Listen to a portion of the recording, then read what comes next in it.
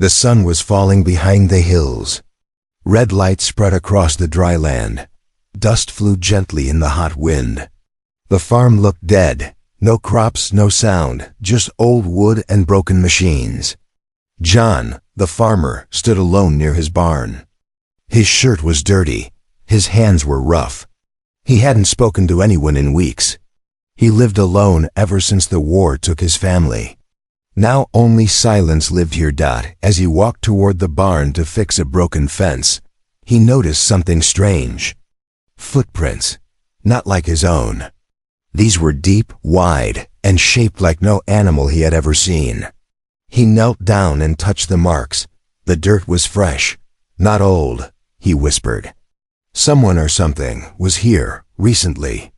He grabbed his old shotgun from inside the barn and moved carefully, following the trail.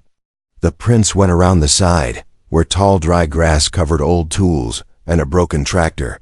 Then he heard it, a weak, soft sound, like breathing.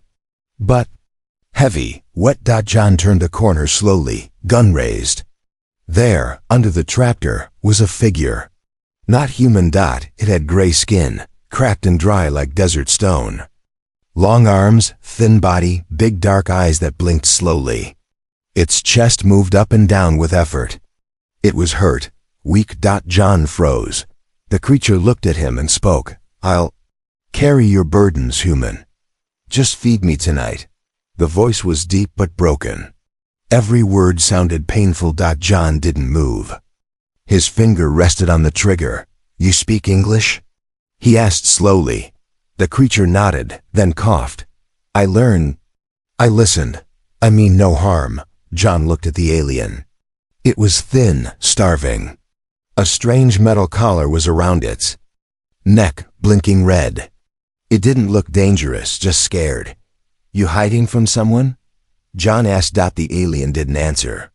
Its eyes looked down. Then it said, "I ran. I disobeyed. I wanted peace." John had seen soldiers say that, back when humans still fought each other for food and water. He lowered his gun, but stayed ready. "You hungry?" John finally asked. The alien nodded. "Yes, but not meat. I feed on energy. Heat, light." John thought for a second, then pointed toward the barn. "There's an old heater in there. Solar. Powered, not much left, but enough for one night." The alien tried to get up but fell. John walked forward slowly and held out his hand. "You help me, I help you," he said. "That's how things work out here." The alien looked at his hand for a long moment, then took it. Inside the barn, the heater buzzed quietly. The alien sat near it, eyes closed, skin slowly gaining color.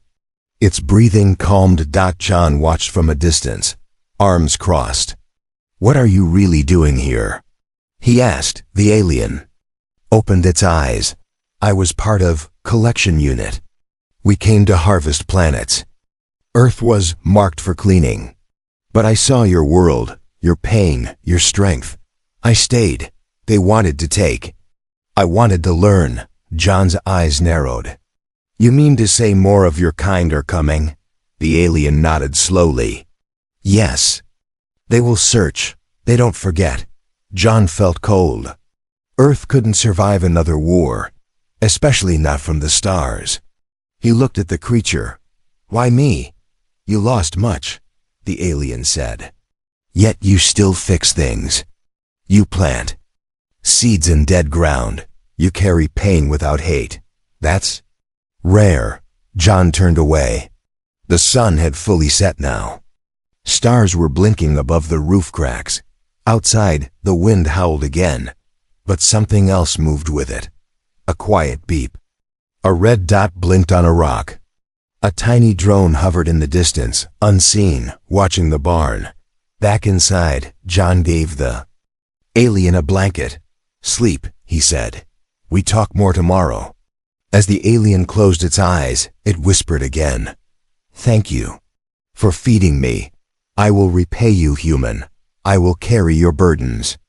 John didn't reply, but something deep inside him, something buried for years, felt less heavy for the first time. The rooster crowed, but there were no chickens left. It was an old habit, an old sound, echoing through an empty farm. John opened his eyes. Another morning, another quiet day. But today, something was different. The old barn smelled like heat and metal. He turned his head. The alien was gone. John sat up fast, reaching for his shotgun. He stepped outside. The cold morning air hit, his face like a warning. He followed the same dusty trail toward the broken tractor. That's when he saw it. The alien was standing in his field, knees deep in dry soil, staring at the earth like it could speak. It held a strange black device in its hand, slowly scanning the ground, making soft beeping sounds. "What are you doing?" John called out. The alien turned, surprised but calm. "Your soil remembers things," it said. John frowned. "It's just dirt." The alien shook its head. "No, this land. It saw war, death, growth, starvation. It remembers." John walked closer, still holding the shotgun. "Why are you really here?" he asked again. "What are you looking for?" The alien looked down. "Something I buried, a long time ago." John raised an eyebrow. "You've been here before?" The alien nodded once, slowly. "Yes, years ago. I came as part of a scout team, but I returned alone. I buried something. Something dangerous." John looked at the black device. "Is that a weapon?" The alien paused, then said, "It was. Now maybe it's hope." They dug in silence. The soil was dry and cracked, but easy to move. After a few minutes, John's shovel hit something solid. Clink. They both stopped. John brushed the dirt away. A strange metal box appeared, covered in rust and alien symbols. "Open it," John said. The alien placed its hand on the box. It hissed. Softly, unlocked, and opened with a faint blue light. Inside was a small glowing orb and a thin, sharp piece of metal, like a knife made of stars. John took a step back. The alien didn't touch the blade. "This is a memory shard," it said, pointing to the orb. "It holds my truth." The alien held the orb close to its head. The air around them shimmered. Suddenly, John saw visions. Flying ships, burning forests, a sky torn open by light. He saw the alien, younger, wearing armor, standing among other creatures, all pointing weapons at Earth. Then he saw the alien drop his weapon, walk away, into the fields, alone. The vision ended. John was sweating. "So you were supposed to help destroy us," he said, voice cold. "Yes," the alien replied. "But I couldn't. I saw children planting seeds while the bombs fell. I saw you hold your dying wife and still pray for peace. Your kind fights, yes, but it also forgives. That confused us." John looked away, jaw tight. "I don't forgive easily, I know," said the alien. "That's why I stayed." Later that night, John sat on the porch with a cup of hot water. The stars above felt closer now, like eyes watching. The alien sat quietly beside him, hands folded. "You said your kind might return," John said. "They will," the alien answered. "And they'll ask why I stayed, why I betrayed them." John looked toward the field where the box was now reburied. "Will you fight them?" he asked. "If I must," the alien said, "but not with weapons." John didn't understand. Then how? The alien looked at him, calm, soft. "I'll grow something stronger than fear." John laughed once, dry and bitter. "Good luck." The world's forgotten how to grow anything. The alien tilted its head. "Then we'll remind it." But far across the sky, beyond the clouds, something blinked in the blackness. A signal. A response. A ship. Changing direction. Something was coming. And Earth would never be the same. Again. Rain came without warning. For the first time in months, the sky opened. No thunder, no storm. Just quiet, slow rain, falling like tears from above. It washed the dust from the old barn roof, It cleaned the broken windows. It soaked the dry earth inside the barn. Something strange was happening. The alien stood near the farmer's old repair bench. In its hands, a broken robot. Small, rusted, no longer working. It had once been a helper. A toy for John's daughter. Now, it was just another broken thing in a world full of broken things. The alien wiped the surface gently with a cloth. It touched a crack on the robot's head. Then, it began to fix it. John watched from behind. A wooden pillar. He didn't speak, didn't interrupt. He just watched. He had found the robot in a pile of junk days ago. Meant to throw it out. But the alien had taken it with quiet care, as if it was sacred. The alien opened the robot's chest and reached inside. Its fingers lit up. Tiny blue sparks danced from its skin. Wires moved. Gears turned. A sound clicked. Then, something unexpected. The robot blinked. Its single round eye glowed faint yellow. It moved its arm. Then it made a small happy beep. The alien smiled, but only for a second. Then, something else happened. A tear, soft, clear, rolled down the alien's face. John stepped forward. "You cry?"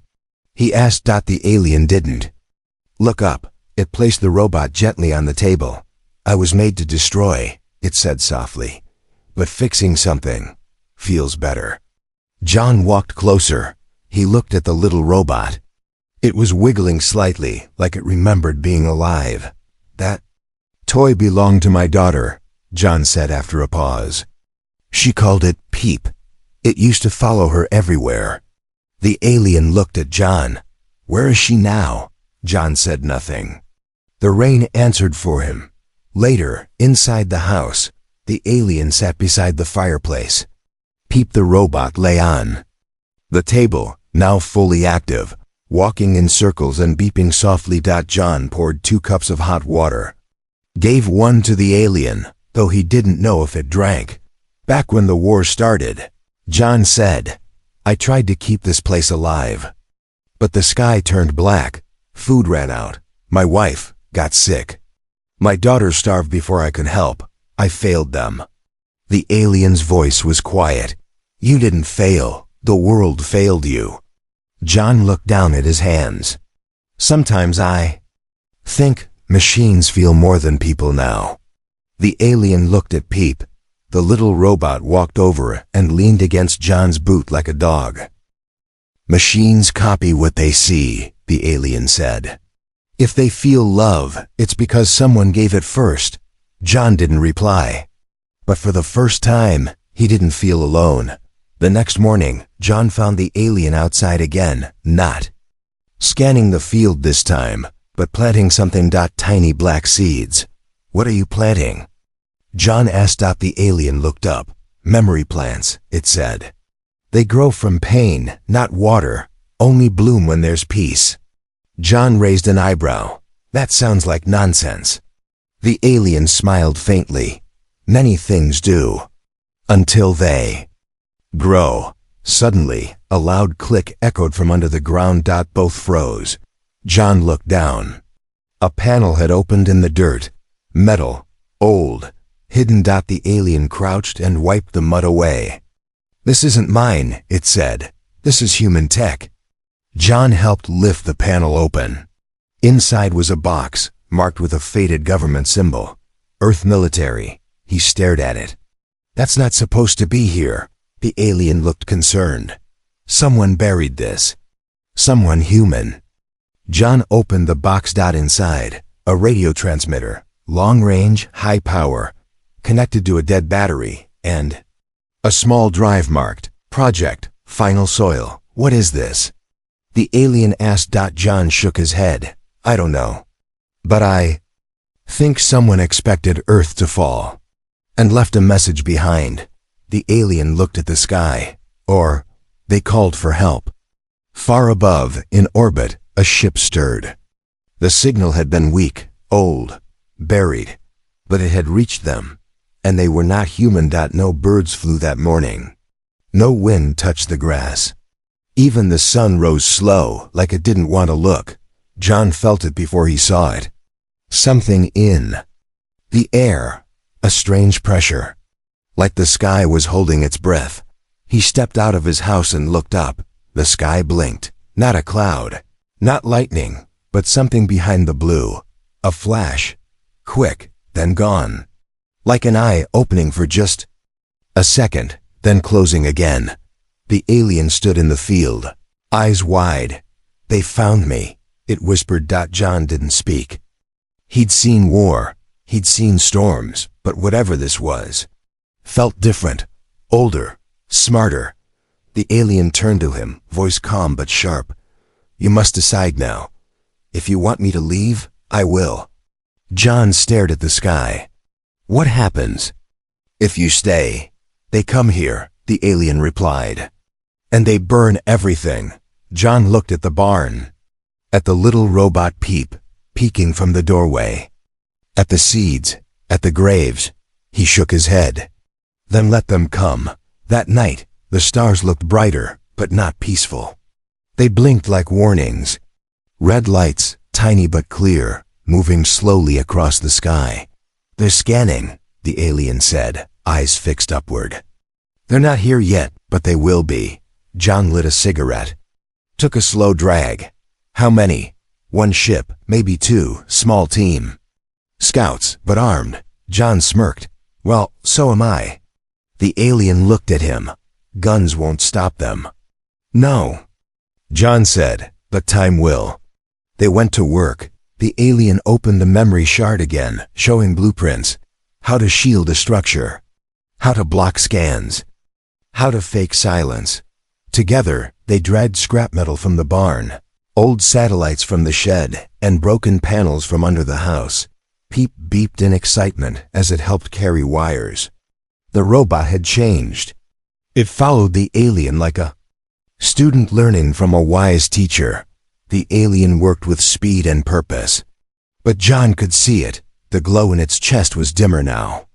The metal collar on its neck blinked faster. You okay?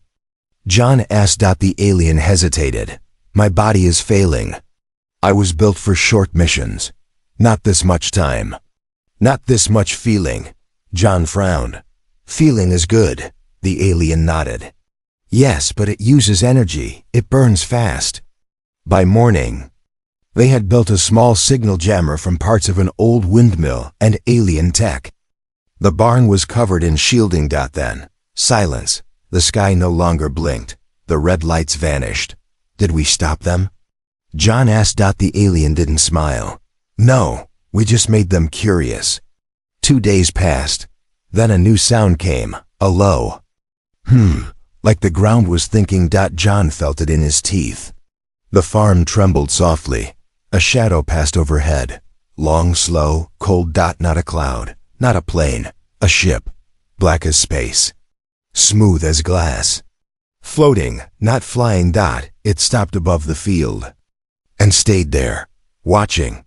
They are here, the alien said. A voice echoed from the sky. Return the subject, or be marked. It wasn't sound. It was inside John's head. Cold, dry, empty. He stumbled back. What the hell was that? The alien stood firm. My people, they do not knock, they demand.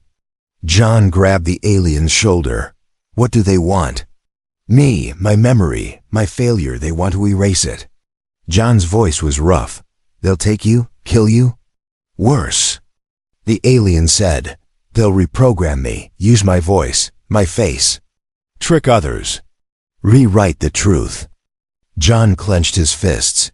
They want to use your kindness against us. The alien nodded. Suddenly, the signal jammer sparked, then exploded. The ship had scanned through it. A blue beam lit the field. They were coming. The alien turned to John and pressed something into his hand. A small device. Simple. Flat, with one button. If they take me, it said, press this. It will blind them, just long enough to hide, but only once. John stared at the device. Why not use it yourself? He asked. The alien looked down. Because I trust you. It was midnight when the alien knocked on John's door. Not a loud knock. Just one soft tap, like it didn't want to wake the house, only the man. John opened the door, half-dressed, holding a wrench instead of a weapon. The alien stood there, soaked in blue light from the ship above. Its skin was dull. Its eyes tired. "I need to show you something," it said. They walked in silence past the field, past the broken fence, to a place John hadn't stepped in years, the old root cellar, buried behind the barn. The door was hidden under wild grass. "I found this days ago," the alien said, lifting the hatch with ease. "But I wasn't ready until now."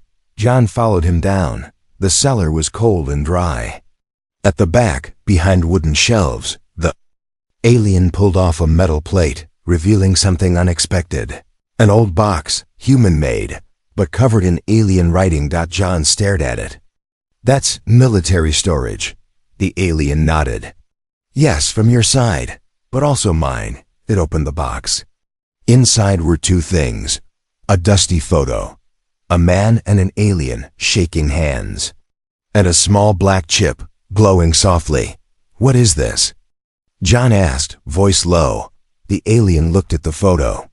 "Proof of what we were before the fear began." It began speaking. Not with short words, but a story. A memory. "Long ago, before war, before harvests, my kind visited Earth in secret. We were curious. We studied, yes, but also listened. One of us, not me, met a human scientist. They became friends. True friends. They worked on something called Project Final Soil, a plan to protect your planet from galactic systems. That saw Earth as weak, easy to take." John's eyes widened. "So you've been watching us for decades?" "Longer," the alien said. "But only one of us stayed." It pointed at the man in the photo. "That scientist was your grandfather," John blinked. "What?" The alien nodded slowly. "The alien in this photo was my predecessor. When he died, his memories were passed into me. That's how I knew your face before I saw it." John took the photo in shaking hands. It was real. The barn in the background. A younger man smiling, the same eyes as John. "My grandfather said he died in an accident," John whispered. "He did," said the alien. "Right after the Alliance failed. Right after my kind declared Earth a broken world. The leaders erased everything." John stepped back, heart pounding. "Why are you telling me this now?" The alien's voice was softer than ever. "Because soon, they'll take me. And they'll erase me too." Back on the surface, the ship above made no sound, but the air grew heavier. The red lights blinked faster now. John sat on the porch, holding the photo. "I thought you were just some lost scout," he said. "I didn't know you carried this much." The alien stood beside him. "I didn't come to hide. I came to remember your people. Remind me of what we lost. Emotion, family, hope. You keep growing things, even in dead ground." John looked at him. "Then why did you join their army?" The alien looked away. "Because I was born into it. Just like some humans are born into war, hate, fear." He paused. "But I chose to stay. That was mine." Suddenly the house shook. Not from wind, from pressure. A beam of light fell across the barn, scanning it like a giant eye. The voice returned, louder now. "Subject 3 Adulta. Prepare for retrieval." The alien stood. His hands glowed faintly. "They're activating the pull field. Once it locks, I can't resist." John jumped up. "Then we fight." "No," the alien said. "You must hide." "I won't." The alien pressed the small trigger device back into John's hand. "This is not surrender. It's a delay. Enough time for you to reach the underground beacon." "What beacon?" John shouted. The alien looked him in the eyes. "The one your grandfather left." The beam began to bend, like a rope of light pulling toward the alien. His body lifted slightly, boots scraping the ground. "I'm sorry," the alien said. "But I'd rather be erased then be used. Wait. John shouted. But the alien smiled, faintly, gently. I carried your burdens. Now carry mine. And then the sky pulled him away. The night returned to silence. But inside John's clenched fist, the photo, the device, and now the truth. The farm was quiet, not peaceful, but hollow. Like the silence after a scream. The ship was gone. The alien was gone. And John was still standing, alone, in the same dirt, the same dust. But nothing was the same. His hand was clenched tight, still holding the photo, the trigger device, and a tiny metal chip, the last things the alien had left him. He walked to the porch, sat down. The old wood creaked beneath him. He lit a cigarette. Not because he wanted one, but because it gave him something to do while his heart caught up with the truth. They had come. They had taken, again, his family, then his peace. Now his friend. But they didn't take everything. That night, he opened the trapdoor under the house. The old bunker hadn't been used since his father's time. Just a storage place now. Rusted tools, canned food, memories. But in the back, behind a wall of bricks, was a panel he never noticed before. He placed the alien's chip into the panel. Click. The bricks pulled back, revealing a hidden stairwell, a door, and a light. Inside was something he didn't expect. A lab. Old, but working. Machines, schematics, a terminal with blinking green text. And in the center, a long capsule with the words burned into the side. Final soil. If this world is taken, let the roots rise again. John stepped closer. The screen came alive. A message played, fuzzy, static-filled. His grandfather's voice. If you're hearing this, Earth is not dead yet, and neither are you. The alien who stayed, he believed in us, in you. Use this lab. Use the code. The soil remembers. And so do we. John stood there, stunned. In the days that followed, John became something else. He studied the data. He read the old files. He learned about the beacon hidden under the field. He discovered it was more than a transmitter. It was a defense seed, meant to awaken Earth's old resistance networks if ever reactivated. But the code needed both sides to run, human and alien. And now, the alien was gone. John stared at the terminal for hours. Until Peep, the little robot, walked up and beeped. It dropped a tiny cube on the floor, glowing blue. The alien had hidden a backup. His voice, his code, his will. That night, John walked to the center of his field, the same place where the alien once stood in the rain, planting memory seeds. He dug. Not deep, just enough to feel the old cable beneath. He connected the beacon core. The light turned green. Then he pressed the trigger the alien gave him.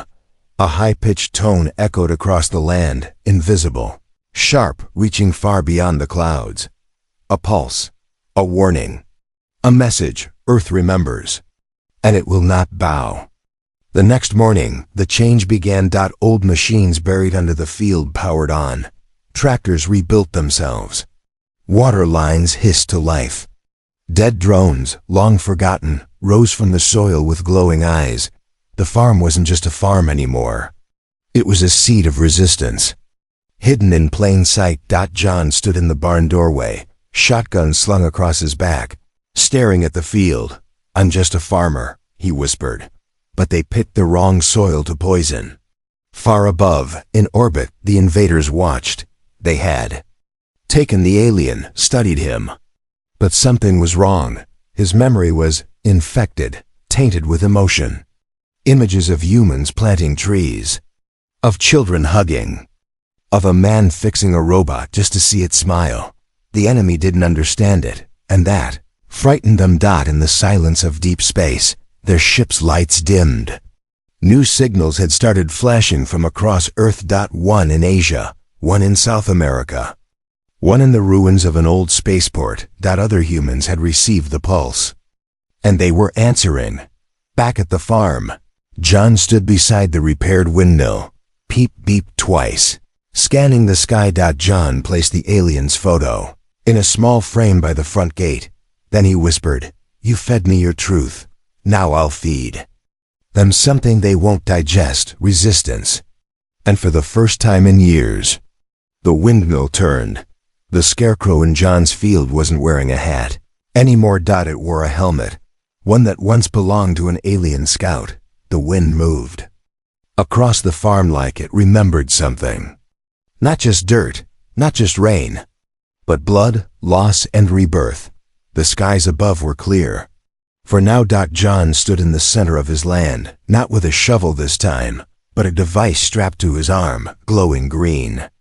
Around him, the old machines had become something new. Tractor bots lined up like soldiers. Solar panels powered energy shields. Even Peep, the little robot, now had a metal claw and a built-in laser. The farm was awake. And it was waiting. Hours earlier, John had received a signal, short, broken, human. "This is Delta Route in Brazil. We received your pulse. We're ready. Asia node online. Hidden field active. We thought Earth was lost. We were wrong." Across the world, people were rising. Not armies, not governments. Just survivors, farmers, mechanics, forgotten engineers. Children who grew up under broken skies, now holding old tech like sacred tools. The world had been stepped on, starved, poisoned, but not defeated. Back in orbit, the invaders had made a decision: full retrieval, full cleansing. One ship wasn't enough. They sent 5 black giants with smooth skin and no windows, silent, cold, each with its own purpose: scan, burn, collect, erase, rewrite. They didn't come to talk. They came to harvest. At dawn, the first shadow fell over John's farm. Sound like thunder cracked the sky, not from clouds, but from the gravity engines slowing the ships as they descended. John didn't blink. He walked to the center of the field, where a small glowing device sat in the soil. It was the alien's memory shard. He pressed it. And for a moment, the voice returned. "If they come, remind them who feeds who." The sky ripped open. Beams shot down, cutting the barn, targeting the defenses, but the shielding held. The windmill burst into motion. Tractor bots rolled forward, releasing EMP bursts. Peep launched a flare into the air, blinking blue and red. Then, a new sound, singing from underground speakers. A song John's daughter once sang as she watered dying crops. The alien had copied it, saved it, set it to play when the beacon was active. Now it echoed through the fields as machines fired and metal burned. A battle fought with memory and steel. One ship landed hard. It cracked open like a beast from the void. Creatures stepped out, tall, armored, eyeless, but the soil itself betrayed them. As they stepped forward, plants rose, the memory seeds the alien had planted. They weren't just symbolic. Their roots had been wrapped around electric coils, plasma cells, and sound traps. When the invaders moved forward, the ground screamed, and they burned. John fought not like a soldier, but like a farmer, precise, patient, unshaken. He aimed his pulse rifle only when needed. He activated traps only when the timing was perfect. He didn't try to win. He only tried to outlast.